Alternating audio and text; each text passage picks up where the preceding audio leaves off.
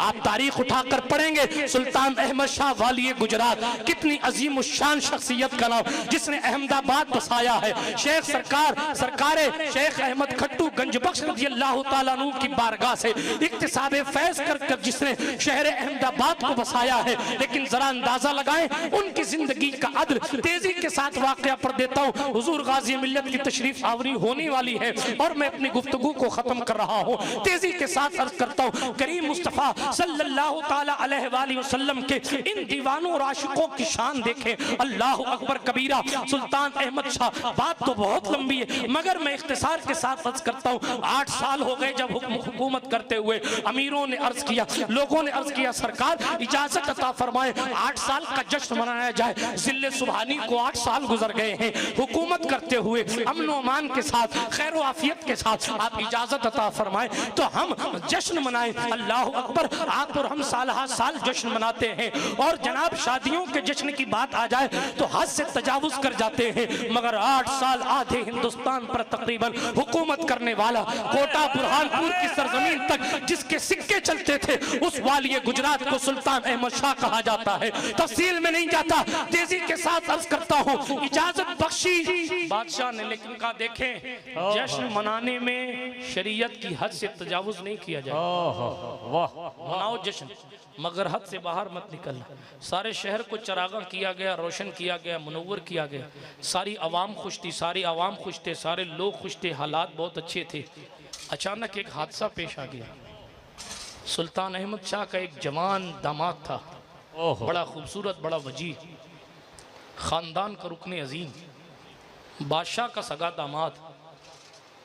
उसके हाथ से एक गरीब का कत्ल हो गया। तवज्जो है आपकी?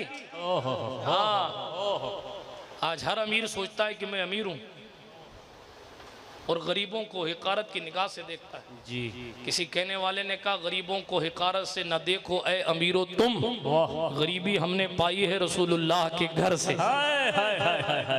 सहाबा जान लेते थे किधर से आप गुजरे हैं, अजब खुशबू निकलती थी नबी के जिसमें अतहर से। बात दूर ना निकल जाए, तेजी के साथ बात को ख़त्म करता हूँ। सुल्तान अहमद शाह के दामाद से गरीब का कत्ल हुआ, उसने कत्ल किया अमदन। शहर में बात फैल गई कि बादशाह के दामाद ने कत्ल कर दिया। बादशाह को खबर हुई ना, अदल देखें, फौरन ऐलान किया, फौरन ऐलान किया। अमीर और गरीब का ख्याल शरीयत मुताहरा ने अलग अलग कानून से नहीं रखा। बहुत ऐसा नहीं है कि अमीर की जान गई तो कानून और है और गरीब की जान गई तो कानून और। फौरन मुकद्दमा चलाया जाए और काजी साहब बैठकर उस फैसला लिखे और तहकीक करें उस मुकद्दमे की। कौन था दामाद सगा, आपके खानदान का रुकने आजम, जवान खलीफ, खूबरू वजी, बहुत सारे औसाफ उसके पास, लेकिन शैतान ने बहका दिया, कत्ल कर दिया। काजी ने मुकद्दमा की सुनवाई शुरू की। आप हैरत करेंगे, बड़े इंसाफ के साथ काजी साहब ने मुकद्दमा देखा, गवाहों को बुलाया गया। ये बात क्लियर हो गई कि वाकई कत्ल जानबूझ के किया गया, धोखे से नहीं हुआ। थोड़ी देर के बाद बुलाया गया मकतूलीन के वारिसीन को। जब कत्ल कर दिया, 2 सूरतें हैं शरीयत में, या तो किसास में कत्ल कर दिया जाए या फिर वारिसीन कहें कि हम कुछ तामान लेकर, कफारा लेकर, कुछ पैसे लेकर जान बख्शते। काजी साहब ने वारिसीन को बुलाया और बगैर किसी दबाव के मुकद्दमा देखा। मालूम आपको, वारिसीन को कहा गया कि आप अपने दिल की बात कहें।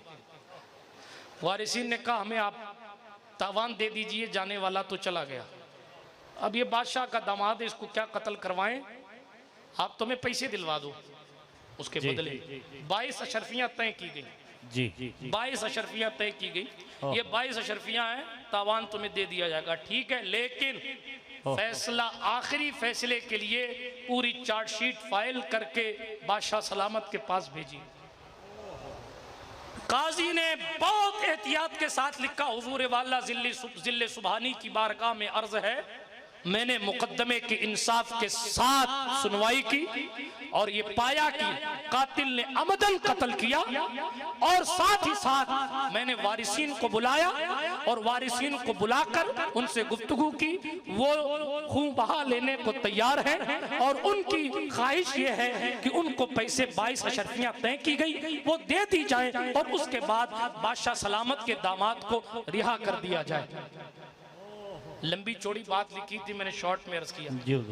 बादशाह ने उस पर्चे को पढ़ा ना तो लगे फैसला तो इंसाफ के साथ किया मगर ये फैसला बहुत हल्का है। फैसला हल्का है।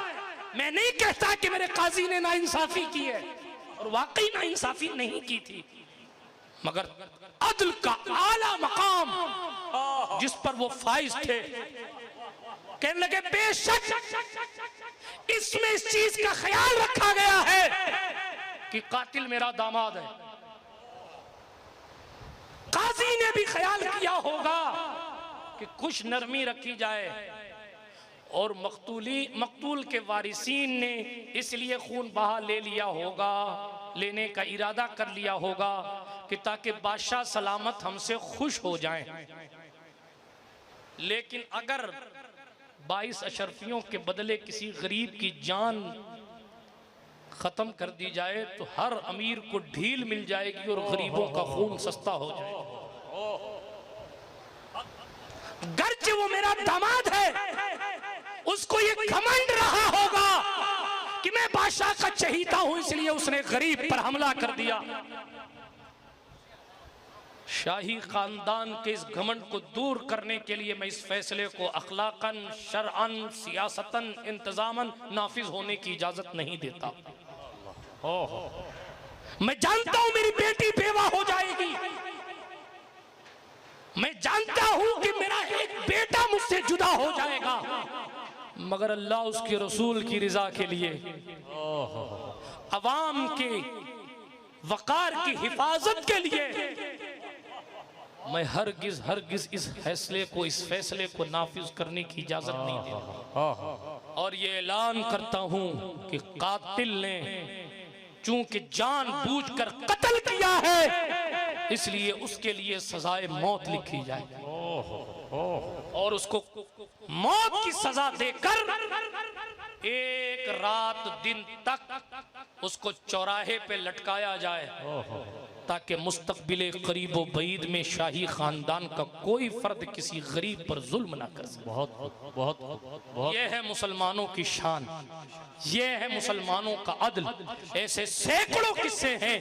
बात इधर इसलिए गई थी कि लोग हाकिम होकर भी रब को राजी करने की इतनी कोशिशें और मेहनतें करते हैं और हम बुराइयों के दलदल में फंस के भी अपने मालिक को राजी करने की कोशिश नहीं करते। जो लोग सुबह शाम रब को मनाने में लगते हैं, कुदरत उन्हें अपनी विलायत का ताज अता फरमाती है और फिर ऐसे मकाम मिलते हैं कि पीर भी बनते हैं और अमीर भी बनते हैं, पीर भी बनते हैं, अमीर भी बनते हैं। यूं तो पीर वैसे ही अमीर होता है, मगर अल्लाह अकबर जिसकी शान ये हो कि वो अमीर भी हो और पीर भी हो, उनकी बारगाह में मैं क्या क्या जुमले खिराज के तौर पर पेश करूं। आप आमद तयम्मुम बर्खास्त